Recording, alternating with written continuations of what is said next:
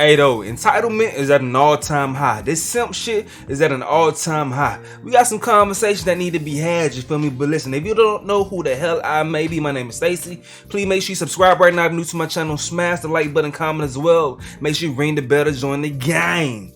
But listen, dog, what I'm talking about right here, this is a video from this channel called 8 at the Table, and they're having a conversation. This clip is going a little viral, so I want to touch on it because this lady has a lot to say about her ex still paying her bills. Let's get into this shit right now. Let's press play.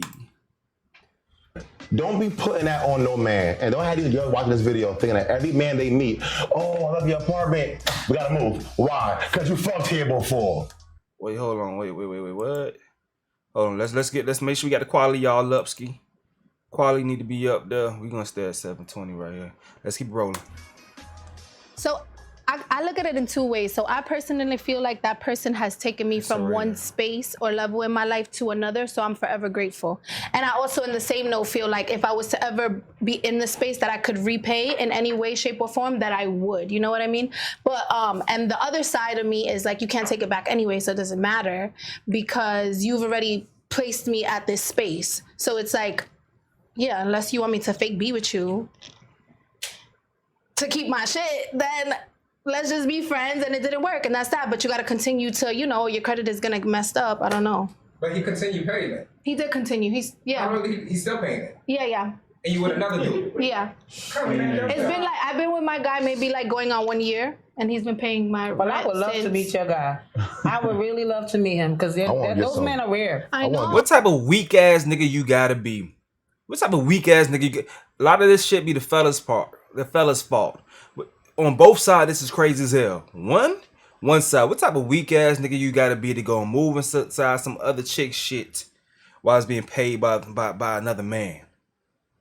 And secondly, what type of weak ass nigga you gotta be to be paying the lady's bills for over a year that you're not with no more? Not married, she's not your baby mama, none of that, bro. You some weak niggas, bro. What the fuck? Who raised y'all, bro? And one man want to stay in that house that another man is paying the bill for. I gotta question him because there's no man that's gonna be like, I just don't know him. That's like this nigga still. Once he finds out, like that nigga still paying the rent here. You niggas must bleed once a month, bro. Yeah, but be like, nah, we gotta get in the crib. He knows? No, he know I gotta. They both. Everybody know everything. He's nice. He's nice. But what was your question? I'm sorry. My thing is, what kind of man?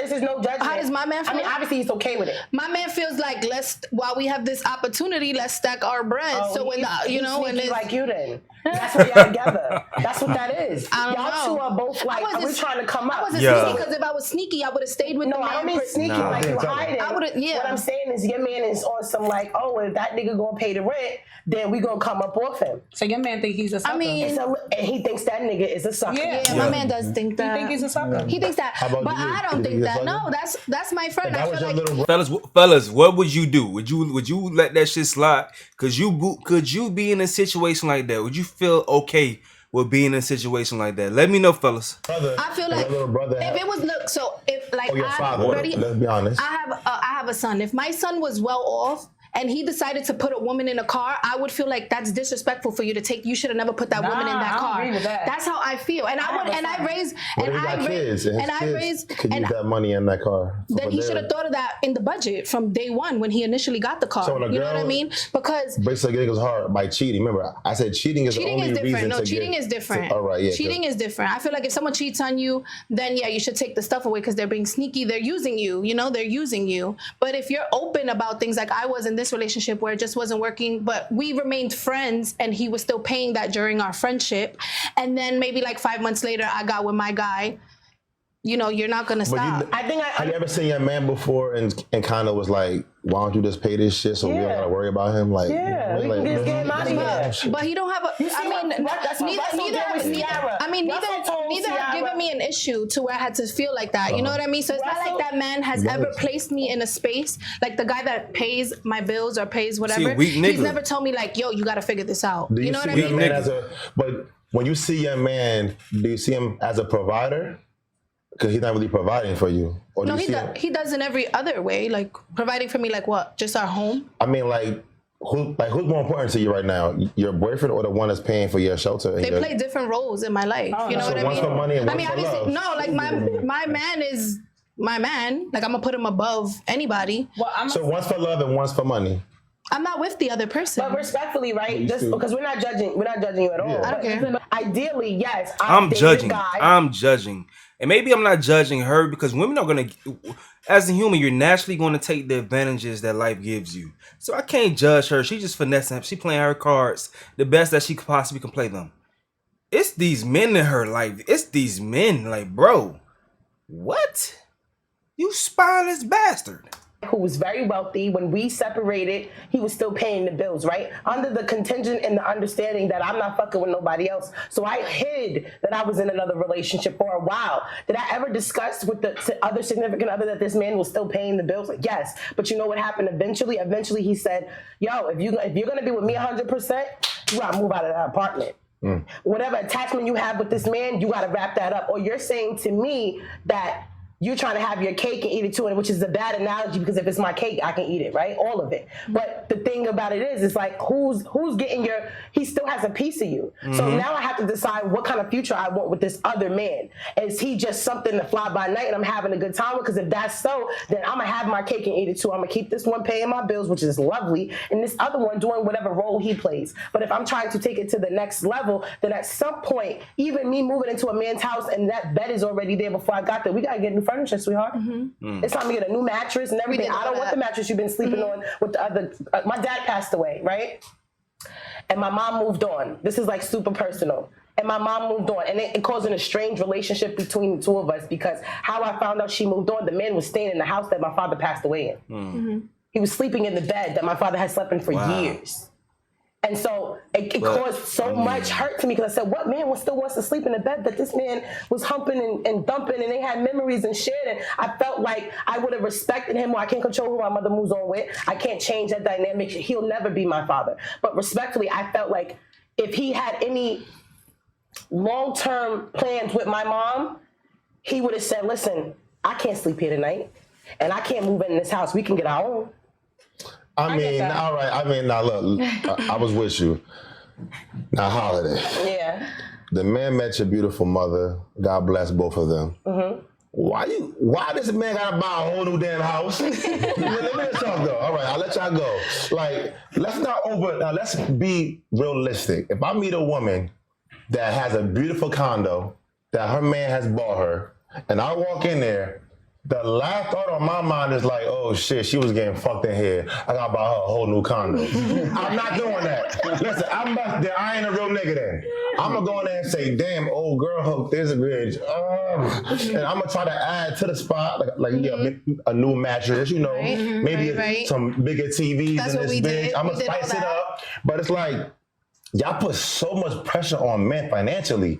It's like, that's just too much pressure. So if I meet a girl and she comes to my house, right? Should that girl feel like, well, I'm fucking you now, guapo, and this bed has been used and abused probably, buy a new mattress. That to me is like, girl, you are doing a bit much. I'll buy it for you. I get you. Now that's different.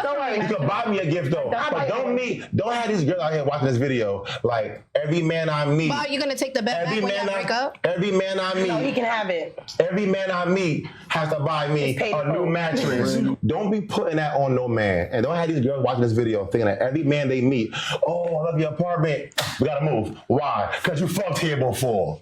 No, that's not realistic. That's not what I'm saying. Let me go. I took it like that. I took it like you said that your mom's boyfriend, maybe your mom has to be at least 50. All right? So let's just say a 50-year-old man should have to buy a new house for his new woman. You have a house. You've been blessed with a house. I'm dating you. We're going to make this our house. And I'm going to add to it, help with the bills, and be a part of your house. But the man, I just can't see myself. I can't see myself being 50 years old and not having my own place already on point. I just can't see myself. I can't picture that in my future. That's why it's so tough for me to wrap my mind around what he's saying. As far as going into a lady shit and saying, oh, this shit is nice in here. That's real woman-like to me. In my opinion, I'm a very traditional guy. I do believe in gender roles. Hate me if you want to. Thumbs down this video if you have to. I'm just being honest. This is my opinion. In my opinion, I feel like that's the more the ladies' role of going to move into your crib, especially at that point in time. I just picture myself having my own things together, and I would feel like that's something that she started with another man. So I will hope that she be coming into my situation and I have the home that she like. Okay, this is decent. Now let me put my touch onto it. You feel me? Woman coming to see your own situation instead of you moving on to her island. You feel me? Like women are boats, men are islands. You feel me? We're gonna talk about that one day. We're gonna talk about that day one day. Women are boats, men are islands. All right. He's no longer, listen, hold on, but the man that's no longer living there isn't still paying the rent there, isn't still paying the mortgage there, isn't still contributing to that household being a household while another man is staying there. That's different. That's what I'm talking about. Well, I'm telling you this though. Every man that meets a woman that has a house, a home, does not have to feel like I have to upgrade the whole house, new sheetrock, and that's too much. No, it should be. Listen, I had a husband before I met you, and he took care of me in this house. As my new man, let's come through and help do the same thing. Exactly. But as far as him saying a whole new house, that's pressure that men don't need, and don't have women thinking that. But I don't mean he has to put up all the money to move us into a new place, a new space. What I mean is, for example, my man now, his apartment already existed with him, and he had one with him and his baby moms at one point. Okay. He's like, come stay with me. I don't want to stay there. Extra. Whatever, call it what you want. I'm gonna stay at my place and you stay at yours, and then when we find a place mutually for us to live in together, we get a place together. What the? I mean, but it's apartments. It's not like they own the places. It's apartments. That makes sense to me. It's not when you want to get a home together, live together, that's when you guys both find some place together. But it makes sense. It's an apartment. It's not a home that you actually have a mortgage on. You're just paying rent. It's not fully extra because I know I left my relationship, and I'm gonna be honest with you. I will not move a man in my place until I get another place. I don't want a man in that bed with me because that's my ex and that's our environment. That's your space. So I probably get new furniture if I'm gonna move a man in or go to somewhere else because all the memory of my ex is in that apartment. So I wouldn't feel comfortable having my new man in that bed at all. That's why I got a joke. If my man had a mansion, and I don't care if he did the Playboy bunny lifestyle, I'm moving in that bitch. I don't care. Tell me what happened and where it happened. I think y'all up here, right? And look, and I love y'all, but I think y'all up here with big cat. I have a question. What if, like, I didn't say like the whole story from the beginning, but like I was dating this person for like 4 or 5 years, and in the first 2 years, I supported myself, but also helped them build their business. And this, like, I dedicated all my space and time and everything to their personal business. And I ended up getting them like a $50,000 loan. I ended up doing like a whole bunch of things that set them up to be in the space where they were able to make $3,500, let's say, a night on their space or whatever.